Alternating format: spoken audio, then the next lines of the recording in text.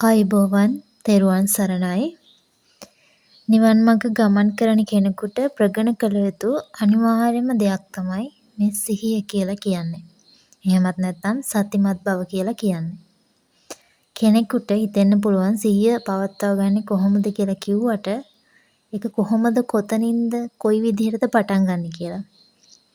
ඉතින් හිතලා බලන්න. අපි ශරීරයෙන් මෙතන හිටියත් හිත බොහෝ වෙලාවට වෙන තැනක තමයි තියෙන්නේ. එක්ක අතීතයේ හිර වුණ දේවල්, අතීතයේ වෙච්ච දේවල්, පසුතැවීම් ඒවා මතක් කර කර හිත බර කර ගන්නවා. නැත්තම් ඉදිරියේදී වෙන්න මොනවද? මොකද්ද කරන්නේ? කොහොමද මේවා වෙන්නේ? කිය හිත බර කර ගන්නවා. ඉතින් මේකට තමයි මේ සිහිය නැතිව ඉන්නවා කියලා කියන්නේ.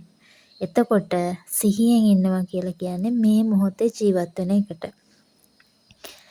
දැන් බලන්න යම් තාක් දුරකට අපි හිතලා බැලුවහම අපේ ජීවිතේ පොඩ්ඩක් කළමනාකරණය කරගන්න ඕනි තමයි. අපි ජීවත් වෙන මිනිස්සුනේ.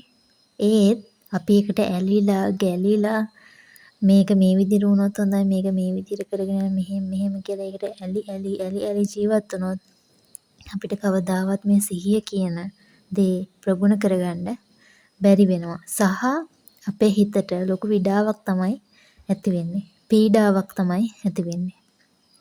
ඉතින් සිහිය පටන් ගන්න නම් අපි ඉස්සෙල්ලම කරන්න ඕනි දේ තමයි අපි තනිකමට ආස කරන්න ඕනි. ආස කරන්න ඕනි කියන්නේ ඒකට ඇලෙන්න කියනව නෙමෙයි. අපි අපිව හොයාගන්න නම් අපි තනි වෙන්න ඕනි. ගොඩක් දුරට ගොඩක් මිනිස්සුන්ට තමන්ව හොයාගන්න මතක් වෙන්නේ ප්‍රශ්න වලින් හෙම්බත් වුණාට පස්සේ. ප්‍රශ්න වෙලා තමන්ව තැලිලා පොඩි වෙලා පැත්තකට විසිකුණාට පස්සේ තමයි බුද්ධාගම බුද්ධ දර්ශනය බුදුරජාණන් වහන්සේ මොකද්ද කිව්වේ පන්සලේ හැම දෙයක්ම මතක් වෙන්නේ එතකොට. ඉතින් අපිට පුළුවන් ඒ හැමදේම වෙන්න කලින් මේ සිහියට ඇවිල්ලා අපේ අතින් වෙන ගොඩක් දේවල් මගහැර ගන්න වෙන්නේ නැති දේවල් බවට පත් කරගන්න. ඉතින් එහෙම තමන්ගේ ජීවිතේ තමන් පැත්තකට විසිකලා ඉන්න කෙනෙක් වෙන්න පුළුවන්. ඒක කිසිම ප්‍රශ්නයක් නෑ මේ නිවන් මාගේ ගමන් කරන්න. ඕන තරම් උදාහරණ ඕන තරම් දේවල් තියෙනවා. අතීත සිදුවීම් තියෙනවා බුද්ධ දර්ශනයේ මිනී මරපු අය පවා රහත් වුණා. අඟුලිමාල තෙරුන්. ඉතින් ඒ වගේ ඕනිම කෙනෙක්ට මේ ගමන් මාර්ගය ගමන් කරන්න පුළුවන්. හරි.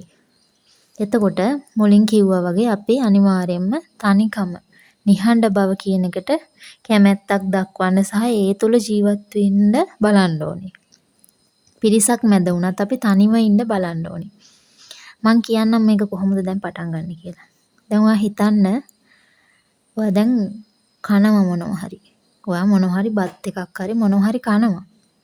ඒ කන වෙලාවට ඔයා කිසිම දෙයක් මතක් කරගන්න ඕනේ නැහැ. අතීතයේ දේවල්වත් දැන් මම මේ බත් එක කනවා. දැන් මං බත් එක කන්නේ ඊළඟට කරන්න තියෙන වැඩේ ඔළුවේ තියාගෙන තමයි බත් එක කන්නේ. ඊළඟට මෙන්න මේ වැඩේ තියෙනවා. මේක තමයි කරන්න ඕනේ. ඉතින් බත් එක කන්නවත් වෙලාවක් නැහැ. සිහිය හදාගන්න නම් තමන් ඔක්කොටම කලින් තමන් කරන වැඩ ගැන හොඳ සිහියෙන් කටයුතු කරන්න ඕනේ.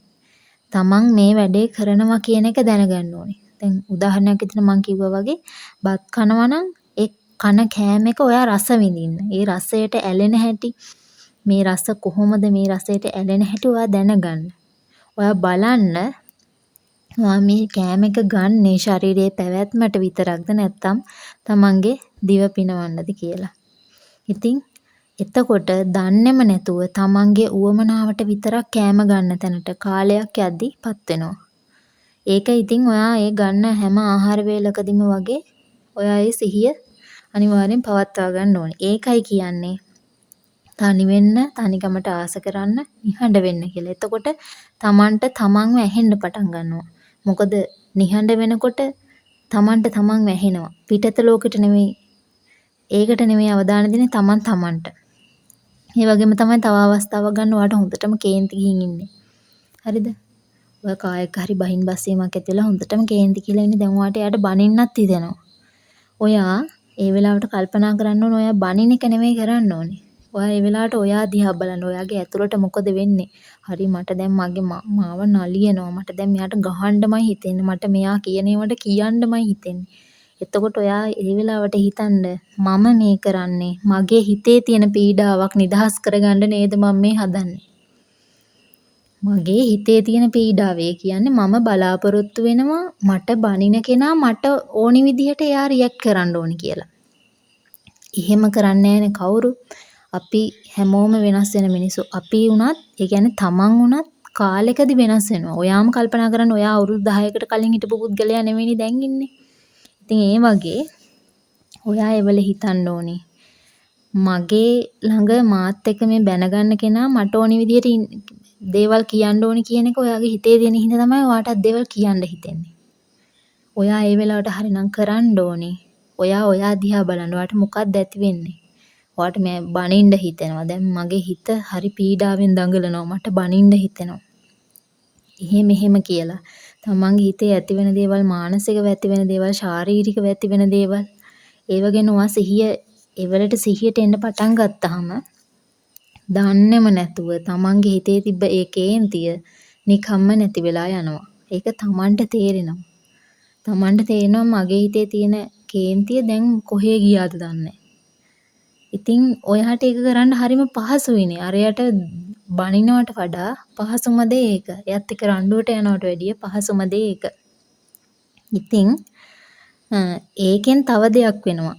ඔයාටත් මෛත්‍රී කරගන්නවා සහ ඔයා අනිකටත් මෛත්‍රී කරනවා. සමහර විට ගොඩාක් දුර ගිහිල්ලා වෙන්න තිබිච්ච ලොකු ප්‍රශ්නයක් සමහර විට ඔයාගේ ඒ සිහිය නිසා නතර වෙන්න උනත් පුළුවන්. ඉතින් තව දෙයක් තමයි බැඳීම් ජීවිතේට එද්දි සහ බැඳීම් නැති වෙද්දි. ඔයාගේ කොහොමද ඔයා ඒ වෙලාවට රියැක්ට් කරන්නේ කෙනෙක් එක්ක?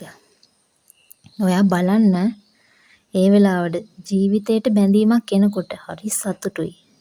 හරිම සතුටුයි. හිත පිනා යනවා නේද? හිත පිනා යනවා. ඉතින් ඔයා මොකද්ද ඒලාට කරන්නේ? ඇහි කඳුලකුත් වැටෙනවා. අනේ මට මෙහෙම කෙනෙක් ඉන්නවා. දැන් මෙයා ඉන්නවා. දැන් හිතන්න ආච්චියෙක් සීයෙක් නම් නේද? අනේ මට මොනුබුරෙක් ඉන්නවා. හරිම සතුටුයි. මේ මොකද්ද මේ? මේ උගුලක් නේද? උගුලක්. තමන් බැඳෙනවා.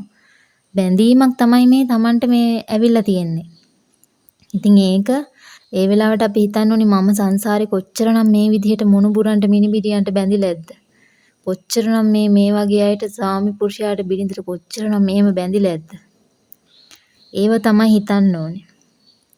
නැති වෙද්දි උනත් අඬන්න දොඩන්න නෙමෙයි, වැළපෙන්න නෙමෙයි. ඉතින් නිවන් මාගේ ගමන් කරන කෙනෙක් හරි ශක්තිමත් වෙන්න ඕනේ. බැඳීමක් නැති වෙනකොට දරා ගන්න බැරි විදියට වැළපි අඬනවා නම් එයා හරි ලාමක කෙනෙක් නේද? ඉතින් එහෙම අය ඉන්නවා තමයි සමාජයේ. නමුත් ඒ හිත අනිවාර්යයෙන්ම ශක්තිමත් කරගන්න ඕනේ. ඒ වෙලාවට අපි අපගෙන් අහන්න ඕනේ මම මේ වගේ කොච්චර කඳුළු ටිකක් කොච්චර දුකක් විඳලා ඇද්ද මේ සංසාරේ නැති වෙනකොට අම්මා තාත්තා උනත් නැති වෙනකොට අපිට හරි දුකයි. ඉතින් අම්මා තාත්තා උනත් නැති වෙනකොට දුකයි වුණත් අපි හිතන්න ඕනේ මොකද්ද? මොකද්ද අපි හිතන්න ඕනේ? ඒ වෙලාවට අපි හිතන්න ඕනේ මම මගේ කියලා අල්ලගන්න හින්දා තමයි මෙච්චර දුක කියලා. ඉතින් අපි දැනගන්න ඕනේ අපේ හිත දැනගන්න ඕනේ මම මේ අල්ලගෙන ඉන්නේ මගේ අම්මා මගේ දුව මගේ මොනුබුරා මගේ මිනිබිරි කියලා මම හිතෙන් තදින්ම අල්ලගෙන ඉන්නේ. සහ මට මේ ටික වෙන්න ඕනේ. මේගොල්ලන්ගෙන් මට මේ විදිහට තමයි වෙන්න ඕනේ කියන දේවල් අපේ හිතේ බලාපොරොත්තු තියෙනවා. ඒවා අපි නොදැනුවත්වම අපේ හිතේ ඇති වෙන දේවල්. අපි ඒවට යට වෙලා ඉන්න ඕනේ නැහැ. අපි ඒවා තේරුම් ගන්න ඕනේ. එහෙම තේරුම් ගන්නකොට අපි දන්නේම නැතුව සිහියට එනවා. එතකොට දන්නේම නැතුව ඔටෝමැටිකලිම සිහියට එනවා. මේ වගේම තමයි ලෙඩ දුක්. එතකොට ලෙඩ දුක් හැදුනහම කොහොමද? සමහර අය ලෙඩ දුක් හැදුනහම අපි සාමාන්‍යයෙන් ඉතින් දැන් සුව කරන්න බැරි ලෙඩක් වගේ හැදුනහම නම් ඉතින් ඒකට අවශ්‍ය ප්‍රතිකාර තියෙනවා.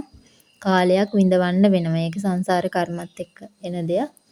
ඉතින් සාමාන්‍ය ලෙඩ දුක් අපිට හැදෙන ඔළුවේ කැක්කුමක්. ඊට පස්සේ සාමාන්‍ය ලෙඩ දුක් අපිට දරා ගන්න පුළුවන් දේවල් ඒවටත් යට වෙන මිනිස්සු අද සමාජයේ ඉන්නවා. ඉතින් ඔබ ඒවටත් යට වෙන්න එපා. ලෙඩක් දුකක් වුණාම ඒකට බෙහෙත් කරගන්න. නැතුව ඒකට යට වෙලා කැඳිරි ගගා එහෙම නෙමෙයි. ඒකට බෙහෙතක් කරගන්න. බෙහෙතක් කරගෙන තමන් හිත ශක්තිමත් කරගන්න. මේ මගේ කය ලෙඩ වෙලා තියෙන්නේ. මම කය ලෙඩ වුණා කියලා මගේ හිත ලෙඩ කරගන්න ඕනේ නේද? මගේ කය ලෙඩ වුණා කියලා මම මගේ හිත ලෙඩ කරගන්න ඕනේ.